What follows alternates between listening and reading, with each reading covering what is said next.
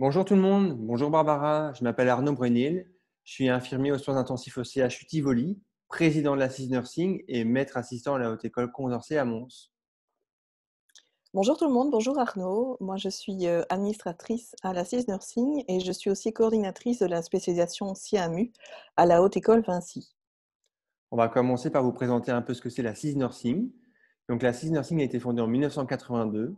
On est une association sans but lucratif depuis 2005 et tous nos administrateurs sont bénévoles et c'est tous des infirmiers issus des soins intensifs.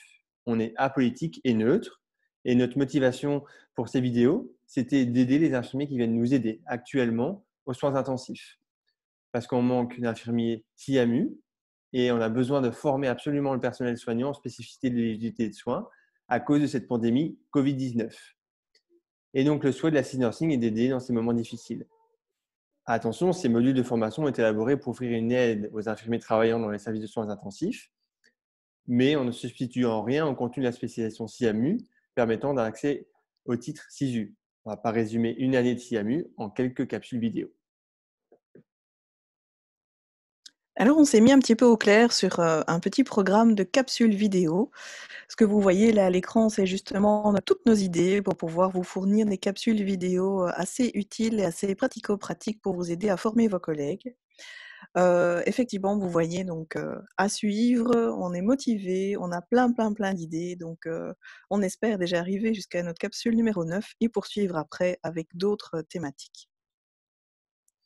Alors justement, si nous commençons par la première capsule, nous avons décidé d'aborder l'approche du patient aux soins intensifs. Arnaud, à quoi ça peut bien servir d'essayer de déterminer une méthodologie pour approcher ces patients aux soins intensifs?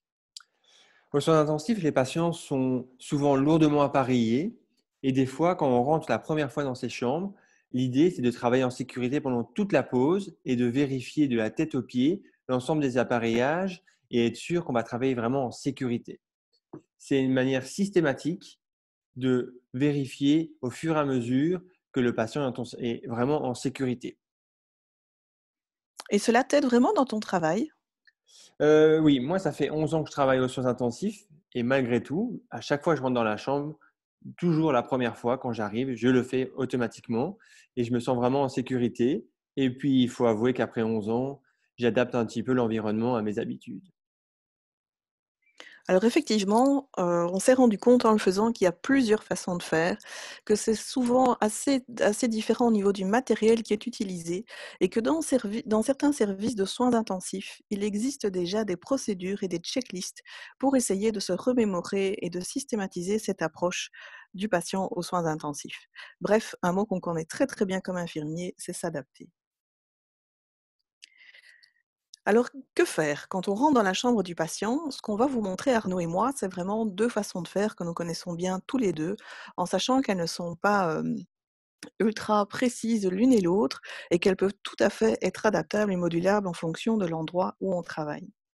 Effectivement, moi, ça fait quand même plusieurs années maintenant, lorsque je rentre dans la chambre, eh bien, j'aime d'abord parler au patient. J'aime le saluer, lui dire bonjour, pour me permettre en fait d'essayer d'évaluer un tout petit peu l'état d'éveil du patient, de voir s'il réagit, s'il ouvre les yeux, s'il essaye d'attraper éventuellement ma main. Et de toute façon, je prendrai sa main afin de toucher sa peau, de pouvoir avoir un contact avec lui et d'évaluer il est plus ou moins présent avec moi. Lui dire aussi qui je suis et aussi pour éventuellement lui donner des repères spatio-temporels, simplement en lui disant: «Mais voilà, aujourd'hui, nous sommes le 2 avril, c'est le matin», parce que l'heure, c'est pas toujours très clair pour eux «et je vais m'occuper de vous aujourd'hui». Si effectivement je vois que le patient est plutôt stable, avec un petit coup d'œil rapide au cardiomoniteur et plutôt calme, je vais débuter par faire ce qu'on appelle vraiment le tour du lit pour pouvoir vérifier, comme Arnaud vous l'a dit, de façon systématique tous les appareillages qui entourent le patient. C'est comme ça que tu fais, Arnaud? Oui, ça peut paraître très théorique, mais c'est comme ça que je fais. Alors effectivement, on peut commencer, une fois qu'on a eu ce premier contact, par vérifier notre cardiomoniteur. Qu'est-ce qu'on va regarder sur ce cardiomoniteur? Eh bien, plusieurs points importants. Toujours faire un lien entre la morphologie des courbes qui sont attendues, ainsi que leurs valeurs chiffrées qui se trouvent en regard de celles-ci. On en profite pour vérifier chacune des limites d'alarme en pensant bien à les régler de façon à être prévenu en fonction des valeurs qu'on souhaite atteindre ou des objectifs qu'on doit atteindre chez le patient. On peut ensuite réaliser les mises à zéro des capteurs de pression et vous verrez, tout ça fera partie d'une prochaine capsule vidéo. Ensuite, pour pouvoir faire le tour du lit, vérifier chacun des appareillages, on va en fait se questionner et essayer à chaque fois de pouvoir faire un lien avec les transmissions infirmières qu'on a reçues le matin, en début d'après-midi ou en début de nuit. Donc si je reprends le dessin ici, et j'en profite pour remercier ma collègue Virginie Vido qui a réalisé ces magnifiques dessins, je vais vraiment partir du haut de la tête vers les pieds et de pouvoir passer ici par exemple d'abord les yeux du patient. Est-il éveillé? Est-ce que ses yeux ont l'air tout à fait sains, en bon état? Est-ce qu'il y a un onguent ophtalmique dans ses yeux? Est-ce que ses pupilles ont l'air tout à fait normales et réactives? Et je vais descendre après sur son visage et sur son corps au fur et à mesure. Comme vous voyez sur le dessin, je peux passer après par sa sonde gastrique.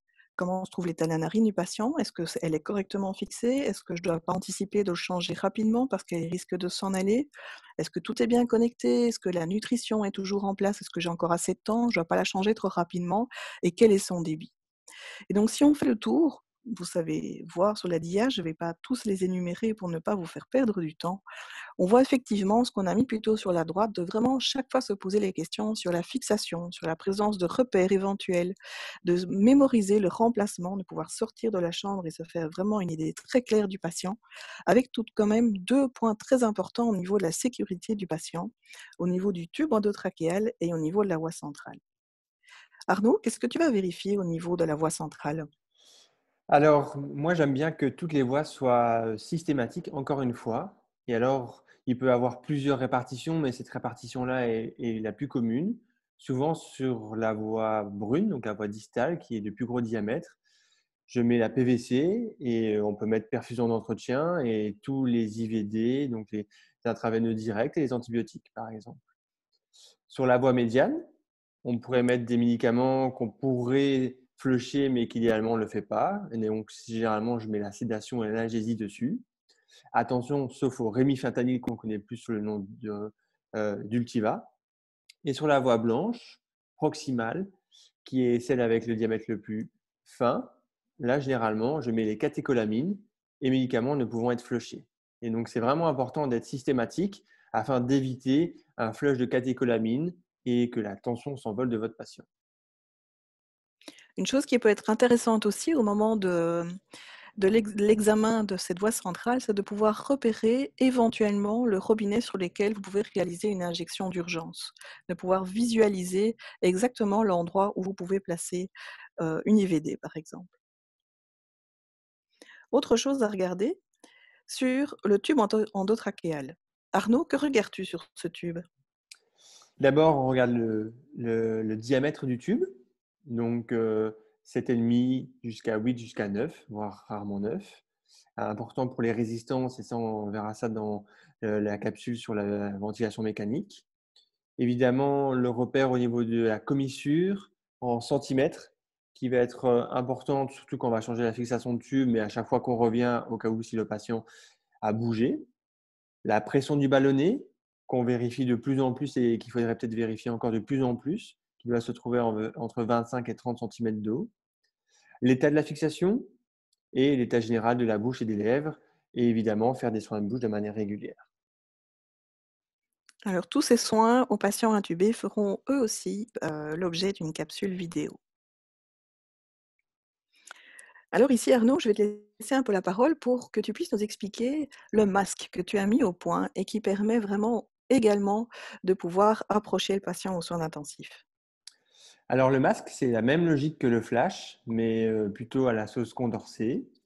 Donc l'idée, c'est encore une fois d'être systématique quand on fait une approche du patient. Alors le M, c'est pour médication. Donc comme on l'a vu juste avant, on vérifie les voies d'entrée et on identifie un robinet où on peut faire une IVD. On peut vérifier aussi tout ce qui est comptabilité au niveau pharmacologique. On vérifie les débits par rapport aux prescriptions médicales et aux dossiers. Et on peut anticiper la fin des médicaments continue et vérifier qu'on en a assez en réserve. Pas trop non plus, mais surtout pour les catécholamines afin d'éviter des hypotensions et éviter qu'on ait assez en réserve pour le patient. Le A pour alarme et zéro, donc comme on l'a dit, et bien s'adapter aux patients au niveau des alarmes. Le S pour sécurité. Encore une fois, on retrouve les alarmes, mais il n'y a pas que les alarmes du monitoring, c'est les alarmes du respirateur, de l'ECMO. Et vérifier les différents types de fixation, si, comme par exemple, on l'a déjà dit, mais on peut parler aussi de la contention des patients des fois aux soins intensifs. Et le C qu'on vérifie en premier, mais malheureusement, mon acronyme, je n'avais pas trouvé d'acronyme commençant par C, c'est la clinique. Alors, les fameux 3 C, est-ce que le patient est calme, confortable et une coloration? Et la clinique, c'est vraiment, malgré qu'un patient soit beaucoup appareillé, ça reste essentiel la clinique.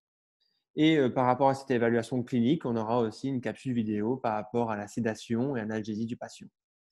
Et le but, c'est vraiment d'être systématique et préparer le matériel pour l'ensemble de la prise en charge du patient. Elles sont finalement assez complémentaires, en fait, ces 2 méthodes et je me rends compte aussi qu'on peut essayer de regrouper ces 2 façons de faire comme si on travaillait par cercle concentrique. On s'attache d'abord dans le petit cercle à travailler, en fait, directement et à vérifier les appareillages avec le patient.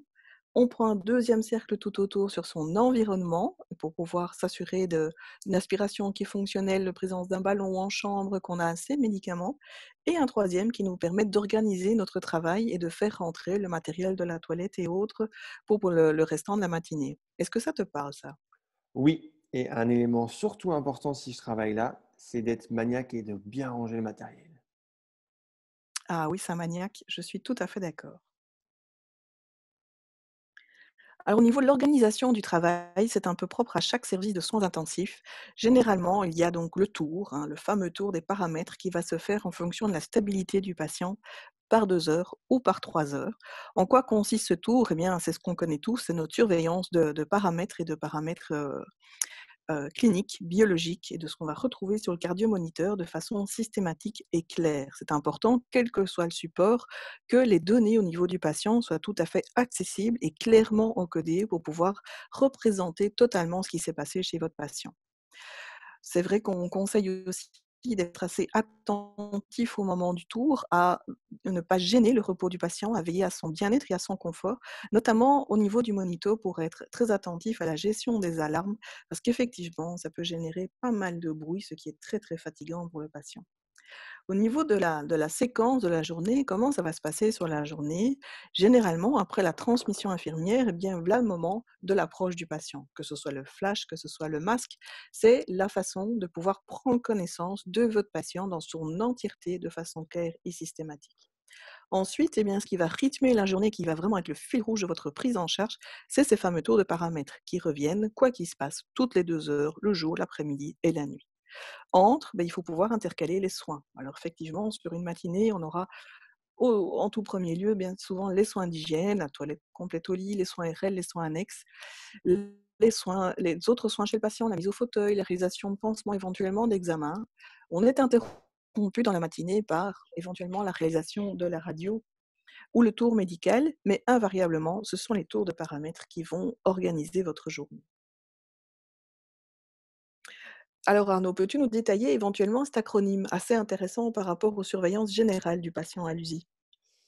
Oui, c'est un acronyme qu'on connaît assez bien par le professeur Jean-Louis Vincent, qui permet de vérifier qu'on n'a rien oublié dans notre prise en charge.